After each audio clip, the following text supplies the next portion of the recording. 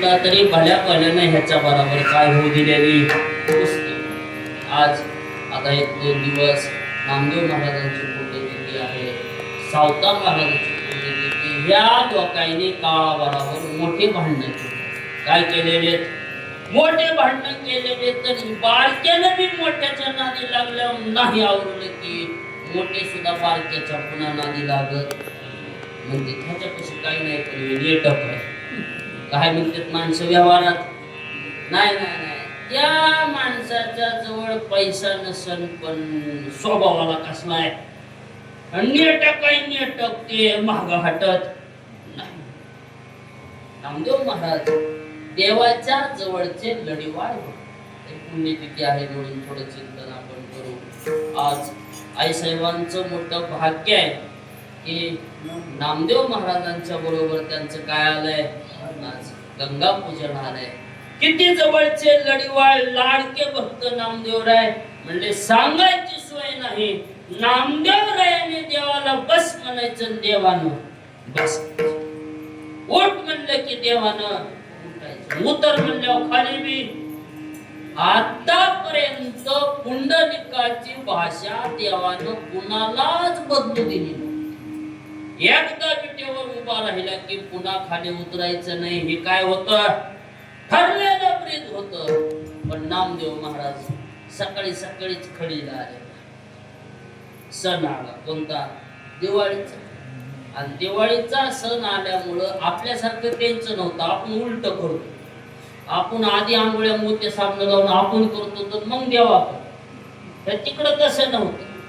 नामदेवरायांच्या आई साहेबांनी पाणी गरम ठेवलं आणि नामदेवाला सांगितलं, नामदेवा सण दिवाळीचा आला, नामारा उळी गेला. दिवाळीचा सण आलाय आणि नामदेवरायाला आई साहेबांनी मंदिरात पाठवलं. माय मागल्या पाठी त्या बरं लेकराला वळण चांगले लावले पाहिजे तर का लेकराला हे कळणार नाही नैवेद्य काय असतंय ते. आपल्या माय मावल्या पाठवतात लेकराला एवढी एवढी प्लेट, त्याच्यात एवढा नैवेद्य. आणि माय खरं सांगा माय मावल्या, तुम्ही लेकराला नैवेद्य खाऊ घालून ये म्हणतात की दाखवून ये म्हणतात? इकडं कसं आहे नागा, कसं बाळ्या जाय नागनाथाला एवढा निवड दाखवून ये. लेकराची काय चूक आहे? ते पळतच येते महाराज. एका हातात गिलास, एका हातात प्लेट, प्लेट ठेवणं, पाणी फिरविणं, दाखविणं. नामदेवराय जेव्हा मंदिरात आले तेव्हा नामदेवरायाला गोष्ट खरी वाटली आणि देवाच्या हाताला धरली. हो देवा चला, 1:15 वाजत आलाय, माझ्या आईनं तुम्हाला आंघोळीला बोलवलंय, सण दिवाळीचा आहे. नाम्या काय येडला काय? अरे माझं ब्रीद आहे, पुंडलिकानं मला इथं उभा केलंय. बरं अडचणच होती का नाही हो देवाला?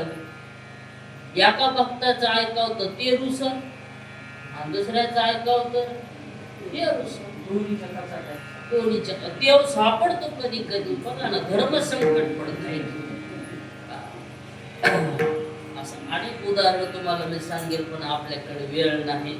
त्याच्याकरता दोन्हीच्या अडचणीत देव सापडला. नामदेवा पुंडलिकाचं ऐकाव तर तुला राग येईल आणि तुझं ऐकाव तर नामदेवा. काय करावं म्हणजे नामा तसं नसतंय. देवा काय नियम आहे? काय नियम आहे म्हणजे या विटेवरून खाली उतरायचं, वीट रिकामी ठेवायची नाही. बालहट्ट असतो, 3 हट्ट आहे: राजहट्ट, स्त्री हट्ट आणि बाल. लेकरानं हट्ट केलं की तो पूर्ण करावाच लागतो, त्याला पर्याय. बायकोनं हट्ट केल्यावर दरवाजा लावून का होईना तिला एकदा तरी म्हणावं लागते, बाई तुझ्या पाया पडतो. पटायले तुम्ही हसायला म्हणजे पटायले तुम्हाला म्हणतात का नाही माणसं? उगा हात जोडून का होईना एकदा का होईना म्हणावं लागते, बाई तुझ्या पाया पडतो, पण एवढ्या बारीच गपची बस. कुणाला? ह्याला म्हणायचं स्त्री हट्ट. बाल हट्ट होता नामदेवरायाचा तेव्हा यावा. एक केलं तर नाही का जमायचं. तुमच्या जागेवर मी उभा राहतो आणि माझ्या जागेवर तुम्ही या, घरी जा, स्नान करून या, पुन्हा परत या. देवानं स्वतःची जागा सोडली आणि विठ्ठलाच्या जागेवर कोण उभे राहिले? नामदेव स्वतः उभे राहिले आणि परत आले. स्नान झालं. किती किती जिव्हाळा महाराज पांडुरंगात. पण खरा बोध प्राप्त होण्याकरता नामदेवरायांना गुरु करावं लागलं. किती आशीर्वाद पांडुरंगाचा, एवढा गडिवाळपणा की पांडुरंगाला सोडून नामदेवराय जातच नव्हते. पण जेव्हा काळ न्यायला आला नामदेवरायांना, तेव्हा नामदेवराय म्हणतात, ए काळा, आम्ही तुझ्या हातात आहे, आम्ही आमच्या हाताने पांडुरंगाला हा देव समर्पित करू. म्हणून आतापर्यंत सगळ्यात मोठी समाधी जर कोणी घेतली असेल तर ती नामदेव महाराजांच्या परिवाराने घेतली. एकट्या नामदेवरायानं समाधी नाही घेतली, तर अख्ख्या नामदेवरायांच्या परिवाराने समाधी घेतली. आता आपण जे म्हणतो ना नामदेव पायरी, तिथं सर्व परिवाराने समाधी घेतली आणि काळ नामदेवराया पुढे हरला. साधे सावता बाबा मळ्यामध्ये खुरपायचे आणि खुरपता खुरपता काय करायचे? पांडुरंगाचं भजन करायचे. राम कृष्ण हरी जय जय, राम कृष्ण हरी, राम कृष्ण हरी जय जय, राम कृष्ण हरी. शेतात पाणी द्यायचं असेल तर मोठीमध्ये पाणी भरायचं आणि मोठी महाराज हप्ता हप्ता भजन करायचं. एक नाही, विहीर, मोठ, नाडा या सगळ्यांना सावता बाबांनी देव समजतो. ही खरी भक्ती आहे की आपल्याला टाळात देव दिसायला नाही तर मिरच्यात कावा दिसायला. आपल्याला पकवाजात जर देव दिसत नसेल तर कोथिंबीरीत कावा दिसत.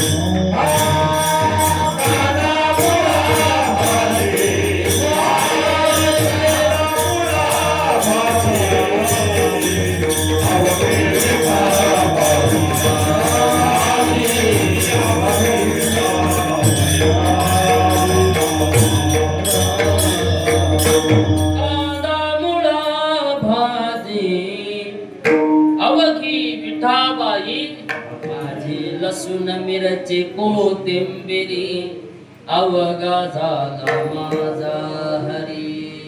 किती जीव असावा. शेतीमध्ये खुरपता खुरपता सावत्याने गेला मळा आणि विठ्ठल पायी. मळा सावतोबाने केला पण गळा कोणाला समर्पित केला? विठ्ठलाला.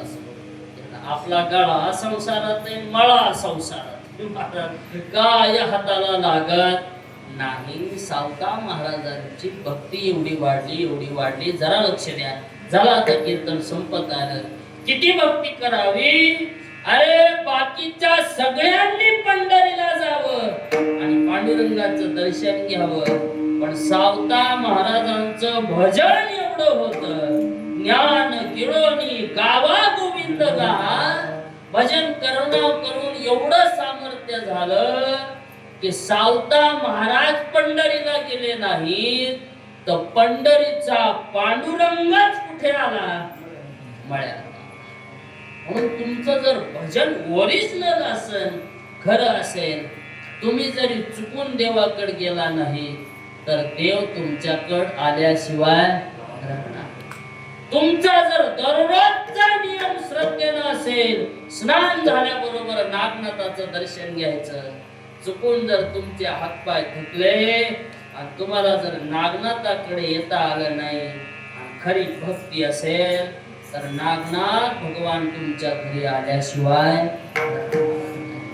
म्हणून तर महाराज म्हणतात हे यथा माम, गीतेमध्ये भगवान